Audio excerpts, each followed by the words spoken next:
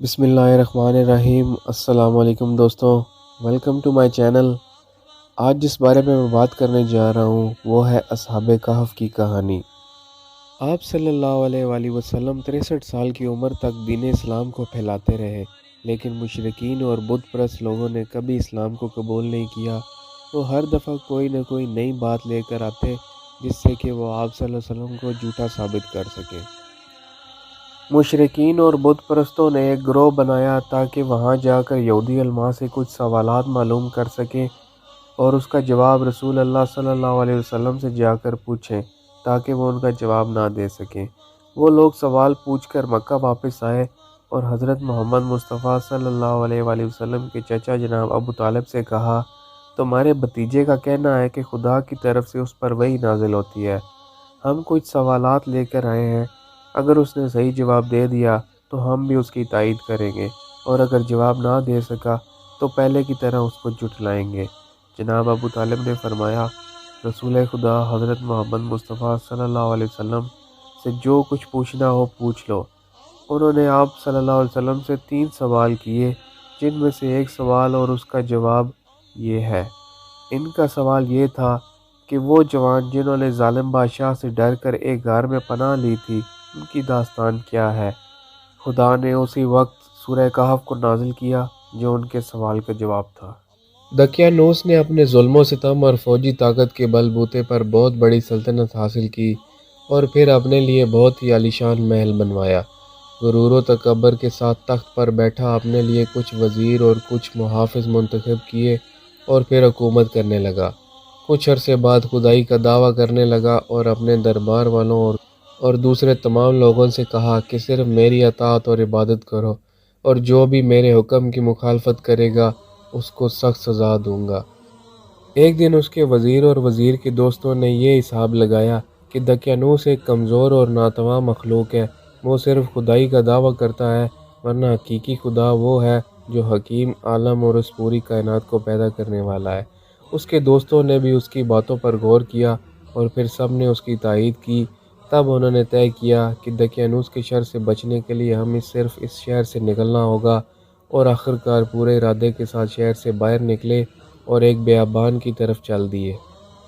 راستے میں ان کو ایک چرواہا ملا، انہوں نے کچھ دیر اس کے پاس آرام کیا اور اس سے باتیں کرنے لگے۔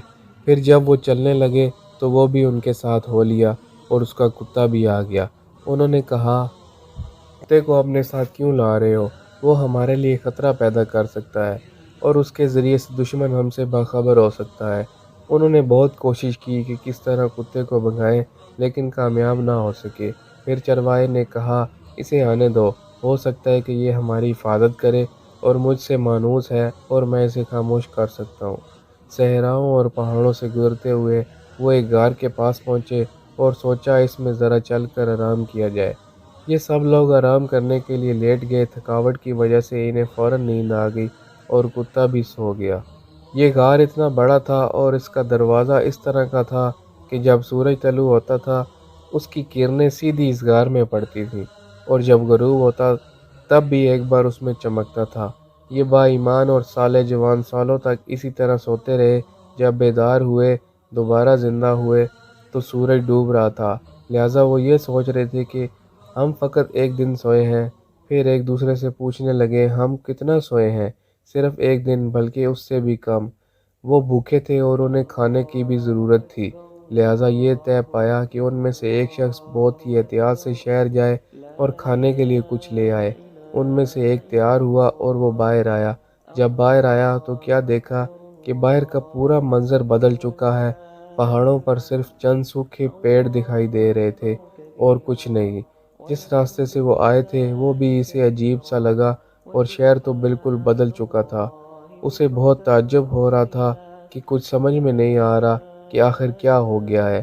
روٹی کی دکان پر گیا، چند روٹیاں اٹھائیں اور دکاندار کو پیسے دیے جو ساتھ لایا تھا۔ تو دکاندار نے کہا، ارے یہ پیسے تو بہت پرانے ہیں، آج کے زمانے کے نہیں ہیں، تمہیں ضرور کوئی خزانہ ملا ہے۔ وہ شخص کہتا، یہ پیسے میں چند دن پہلے ہی اس شہر سے لے کر گیا ہوں۔ دکاندار نے کہا، تم جھوٹ بول رہے ہو، تمہیں ضرور کوئی خزانہ ملا ہے اور تم اسے چھپانا چاہتے ہو۔ ایک بھیڑ اکٹھی ہو گئی اور خبر جنگل کی آگ کی طرح پھیلتی گئی، یہاں تک کہ بادشاہ کے کانوں تک پہنچی۔ اسے بادشاہ کے دربار میں حاضر کیا گیا تاکہ اس سے پوچھا جائے، کیا تم کوئی خزانہ ملا ہے؟ بادشاہ نے سوال کیا، نہیں، مجھے کوئی خزانہ نہیں ملا۔ میں جب اس شہر سے نکلا تھا تو لوگ مجبور تھے کہ دقیانوس کی عبادت اور پرستش کریں، اور جب واپس اس شہر میں آیا ہوں تو سب کچھ بدلا ہوا ہے۔ بادشاہ نے کہا، یہ کہانی شاید تم اس لیے گھڑی ہے تاکہ ہم کو بیوقوف بناؤ۔ تمہیں معلوم ہے کہ ہمارے پیغمبر جناب عیسیٰ علیہ السلام نے فرمایا ہے، اگر کسی کو خزانہ ملے تو اس کا 5واں حصہ اس سے لے لیا جائے اور باقی اس کے حوالے کیا جائے۔ آخر آپ لوگ میری بات کیوں نہیں مان رہے؟ میں اسی شہر کا رہنے والا ہوں اور جو کچھ کہہ رہا ہوں حقیقت ہے۔ کیا اس شہر میں تمہارا گھر بھی ہے؟ اس نے جواب دیا، ہاں ہے، آئیے میں آپ کو اپنا گھر دکھاتا ہوں۔ بادشاہ اور کچھ دوسرے لوگ اسی کے ساتھ گئے تاکہ دیکھیں کہ کیا یہ صحیح کہہ رہا ہے، یہاں میرا گھر ہے۔ جی ہاں، یہی گھر ہے۔ دروازہ کھٹکھٹایا گیا، ایک بوڑھے آدمی نے دروازہ کھولا اور پوچھا، کون؟ کیا کام ہے؟ بادشاہ نے کہا، اس شخص کا کہنا ہے کہ یہ گھر اس کا ہے، اس کی کہانی بھی بڑی عجیب و غریب ہے۔ بوڑھے نے پوچھا تو اس جوان نے اپنا نام بتایا اور گھر کی کچھ نشانیاں بتائیں۔ وہ بوڑھا اس جوان کے قدموں میں گر پڑا اور اس کے ہاتھوں کو چومنے لگا۔ جو نام آپ نے بتایا ہے وہ تو میرے دادا جان کا نام ہے۔ بادشاہ سلامت۔ یہ سب وہ باایمان جوان تھے جو ظالم بادشاہ دقیانوس کی حکومت سے بھاگ کر شہر چلے گئے تھے۔ یہ سچ کہہ رہے ہیں۔ بادشاہ اور دوسرے لوگ بھی اس جوان کا احترام کرنے لگے۔